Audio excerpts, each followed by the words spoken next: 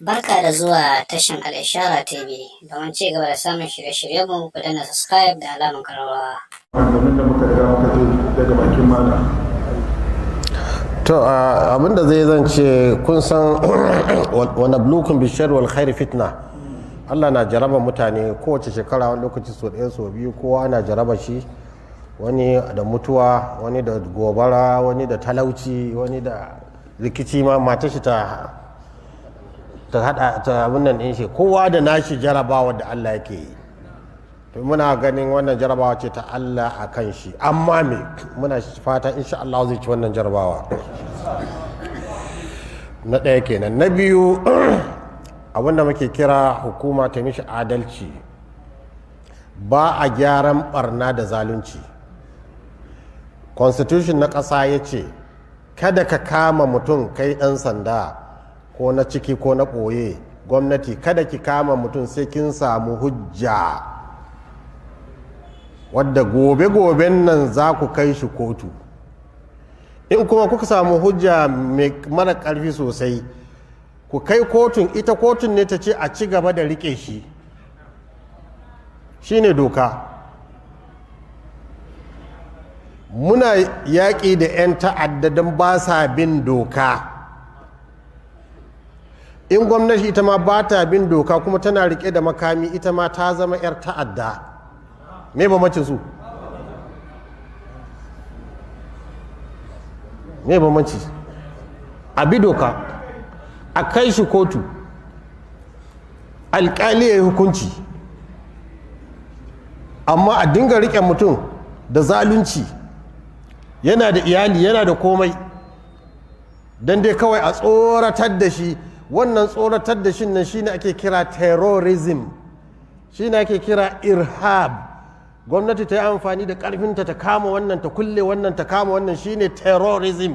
Kamar yadda terrorist su zo gidan mutum su kama shi, su yi kidnap ɗin shi, su kulle shi. Kidnap da kidnap, duk wani illegal kidnap ne. Abi ka kama ka kidnap, ka ɓace. Yaushe za mu zama muna cikin irin wannan wayewa, muna kuma gwamnatin da numfashinta ya kai ƙarshe ma. Kyanmu ne ta ƙare da lafiya, ta ƙare da alhamdulillahi rabbul alamin, ba ta ƙare da irin wannan ta'asa ba. Kuma kun sani ko ba tukun mamu ba, tun mutanen da suke kakkamawa da wulaƙanta mutane, kun san inda sun yi wannan yana tsawatawa. To balle wanda ni na san abin da ko ba ku sani ba, kuma na san abin da ni shawara nake ba hukuma ta ma sake shi ma amince da al'amarin, ya fito mu roƙe shi ya hankuri, domin abin ba daɗi.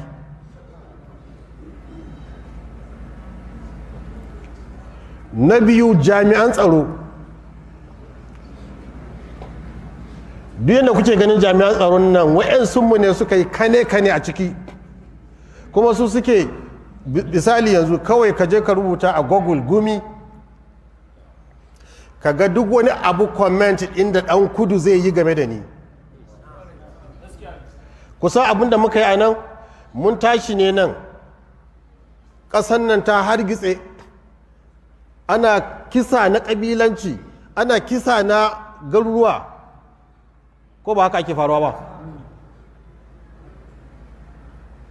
In muna da hankali ya kamata mu naɗa hannunmu muna kallo, sai mu yi ƙoƙarin iyakan ƙoƙarin da za mu yi. Kuma da yake na san security, na yi security, kuma na san sharrin security, na san sharrin su. Domin Saddauna ya tsira daga sharrin security, Murtala ya tsira daga sharrin security, mai malariya shi tsira daga sharrin security, IBB ya tsira daga sharrin security, shi kan shi Buhari ya tsira daga sharrin security. Kwanan nan me sunan bawan Allah na da kashe? Malam Gwani ya tsira daga sharrin security, ba yara bane cikin soja uniform. Waye ke alfahari da security? Waye? Shi yasa malai ce ku shiga soja. Har yanzu suke wannan report na sharri. Shi yasa na ce in kun duba Google ku duba 'yan kudu, ni na shiga don mu gyara mu samu zaman lafiya a ƙasar nan. kuma in gaya muku ko president bai fi ni son zaman lafiya a ƙasar nan ba. Dan me? Dan nan ita ce ƙasata. Ina da wata banda ita? Shi yana da jirgin sama zai iya tashi, ni na da shi? Yaran shi za su yi zuwa Ingila su yi karatu, ni zan iya kai na Ingila? Kun gane bambancin? Na fi shi bukatan a samu zaman lafiya a ƙasar nan, ko da president ne. Shi yasa na ɗauki rayuwata na ce a shiga dajin nan mu ga yadda za a samu sulhu a bar wannan yakin. Kun fahimta?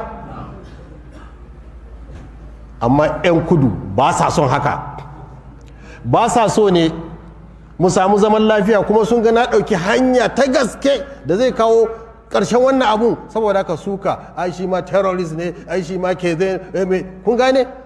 Sannan kuma abin da ya ƙara ba su haushi da na ce mutanen nan da ake yaƙi da su ai kuma suna da haƙi a kanmu, mu musu makaranta, mu musu asibiti, mu musu abin da ya kamata a musu don a samu mai zaman lafiya. Saboda haka su ma a yi musu abin da aka yi wa 'yan Niger Delta. Kai sai zagi, sai zagi. Kun fahimci abu? To wa'annan ne da suke iya rubutu a jarida su yi zagi. Qad badatil baghdha min afwahihim wa ma tukhfi suduruhum akbar. To ka ɗauki irin su da ke cikin SS, ka ɗauki irin su da ke cikin soja, ka ɗauki irin su da ke cikin 'yan sanda, wani irin sharri ne ba za su yi ba? Kun fahimta? Sannan mutanen namu kun san lokaci muna da gaɓonci.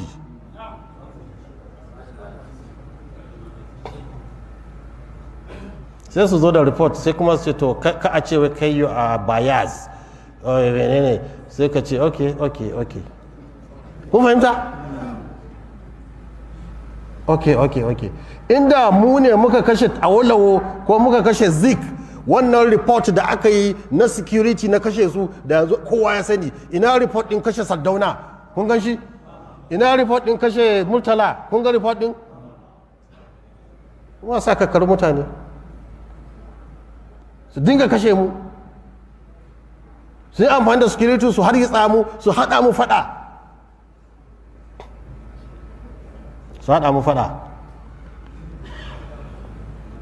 Saboda haka ba lokacin faɗa ba ne na gwamnatin, ba lokacin faɗa ba ne, lokacin a ƙare lafiya ne.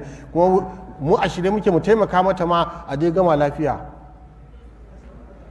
A shirye muke a gama lafiya ba tare da tashin hankali ba. Kun fahimta? Saboda haka yanzu addu'a za a yi. To ayi addu'a.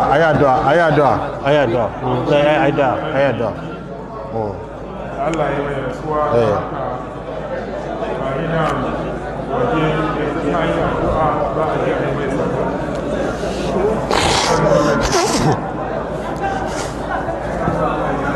Ni din nan an fifita ni da wani abubuwa guda 5 wanda babu wani annabin Allah da ya same shi in ba ni ba.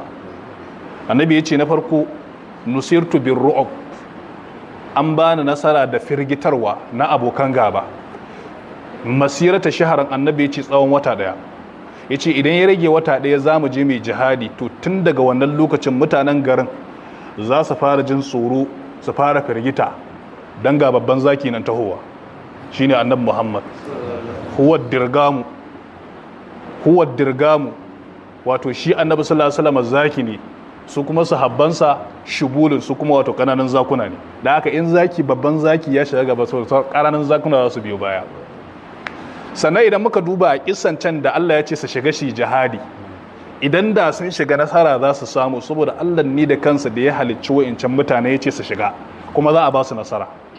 To shi za mu ga su sahabban annabi a wannan matakin sai Allah ya fifita su akan wa sauran sahabban annabawa. Misalin da zan baku shine misalin Anas bin Nadar. Yayi gaiba a lokacin ina ga yakin Badar, bai samu zuwa ba saboda wasu uzurori. Sai rantsi ya ce wallahi idan Allah ya nuna min wani yaki mai zuwa, to wallahi za a gane tabbas, za a bambance tsakanin aya da tsakuwa. Ana nan sai gashi Allah ya kawo wa yakin Uhudu, ya shirya silki da komai na yaki ya fita. A wannan yakin ko Allah ya kawo jarabawa, kusa a wannan yakin ne sahabbai suka yi ta guduwa, saboda bala'in da Allah ya sauko da shi na jarabawa.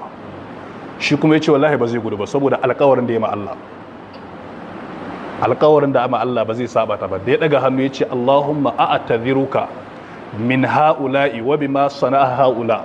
Ya Allah ina neman uzuri kan abin da wa'innan sahabbai na manzo Allah sallallahu alaihi wasallam suka yi, na firgicewa da suka yi da kuma guduwa da suka yi. Ya Allah kuma ina neman uzuri kan abin da mushrikai suka yi na keta iyakarka. Daga ƙarshe sai ya ce ina jin ƙanshin aljanna a wajen dutsen Uhud, ina jin ƙanshin aljanna a wajen dutsen Uhud. Ya nufi wajen yaje tadda dandazon kafirai, da aka fara fada a nan wajen yayi shahada. Aka ce sara da suka da mashi da takobi sai da aka irga guda 80 a jikinsa. Ba ma a iya gane gawarsa ba sai ta hanyar yatsarsa ‘yar uwarsa ta gane shi. Ma'ana sai da ya cika ma wannan Allah alƙawarinsa, sai sa Allah ya saukar da wancan aya na cikin suratul ahzab, ya ce minal mu'minina rijalun, a kan shi Allah ya saukar da aya, ya ce minal mu'minina rijalun sadaqu ma ahadullah alai. Allah ya ce faminhum man qada nahabahu, sai ce wa minhum man yantazir. Allah ya ce wa ma baddalu, a yayin da wancan kuma ya ce fa baddala allazina zalamu me, su kuma nan ya ce dan haka shi yasa ba ma yadda za a yi ka hada sahabban annabi Musa da sahabban annabi. Su can Allah ya ce fa baddala allazina zalamu qawlan ghayra allazi qila, su kuma wayannan Allah ya ce wa ma baddalu me. Allah ya ce daga cikin mumunai akwai mazaji, aka Allah ya kira su minal mu'minina rijalun. Kai ka ji kalmar ma an ce rijalun, kai ka zan ba magana ne na ragage ba. Sai ya ce sadaqu ma ahadullah alaihi, alƙawarin da suka yi ma Allah sun ba da gaskiyansa, sun cika ma Allah alƙawarinsa. Saura kuma na Allah, Allah ya ce faminhum man qada nahbahu, akwai wanda tuni bukatar shi ta biya. Daga cikinsa akwai Anas bin Nadar, bukatar ta biya yayi shahada. Allah ya ce wa minhum man yantazir, Allah ya ce ga wasu can kuma suna jira, suna nan bakin daga, bakin rai bakin fama. Allah ya ce wa ma baddalu mi tabdila, ba su canza cikin ra'ayinsu da suka yi na ba ma Allah alƙawarin ransu da dukiyarsu da komai ba. Allah ya ce ba su canza ba, suna nan akan haka haƙiya mata tsaya.